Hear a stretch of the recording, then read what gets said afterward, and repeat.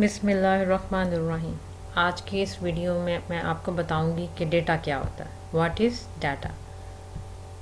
Data is a collection of facts such as numbers, words, measurements, observations और just descriptions of things.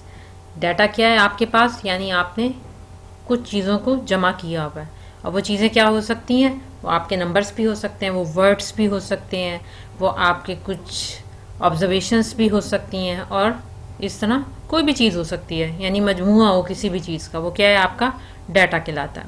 जैसे अगर आपको किसी भी पेज पे कुछ नंबर्स दिखाई दे रहे हैं, तो अब आपको नहीं पता चल रहा कि ये नंबर्स किस चीज़ को शो कर रहे हैं।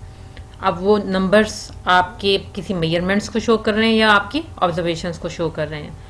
इसके अलावा अगर आपको किसी पेज पे कुछ वर्ड्स दिखाई देते हैं, ठीक है, वर्ड्स यानी कुछ नाम लिखे हुए हैं, तो आपको नामों से क्या समझ में आ रहा है? कुछ भी नहीं, लेकिन हमें ये पता चल रहा है कि ये क्या है? कलेक्शन ऑफ नेम्स है, कलेक्शन ऑफ वर्ड्स हैं। यानी एक पेज पे आपको कुछ नाम दिखाई दे रहे हैं, तो हम कह रहे हैं ये हमारे पास क्या है? डेटा है। Computer data. You have already seen that to a computer, data is any piece of information or fact that, taken by itself, may not make sense to a person. For example, you might think of the letters of the alphabet as data. Taken individually, they don't mean a lot.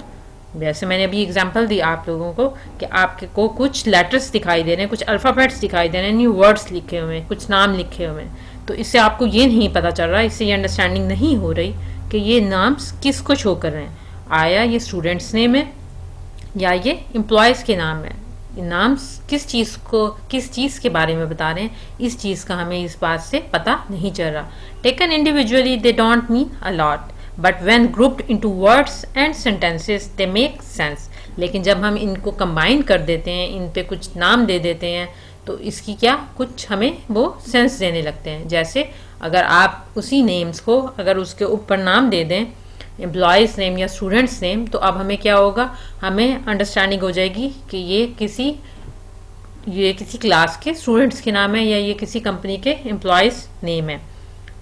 तो इससे क्या हो गया? अब ये आपकी information बन गई। डेटा बजाते खुद आपको कोई ख़ास किस्म की इंफॉर्मेशन मुहैया नहीं कर रहा होता, ये जस्ट आपको किसी चीज़ की कलेक्शन के बारे में, मजमूए के बारे में बता रहा है कि ये मजमूआ किसी चीज़ के नंबर्स के बारे में या किसी चीज़ के नामों के बारे में या किसी मेजरमेंट्स पर, मगर आप उनसे इस बात का अंदाज़ा नहीं लगा सकते कि ये किस चीज़ को रिप्रेजेंट कर रहा है। ये चीज़ हमें, ये इंफॉर्मेशन हमें मिलती है उस डाटा के ऊपर कुछ प्रोसेसिंग के बाद।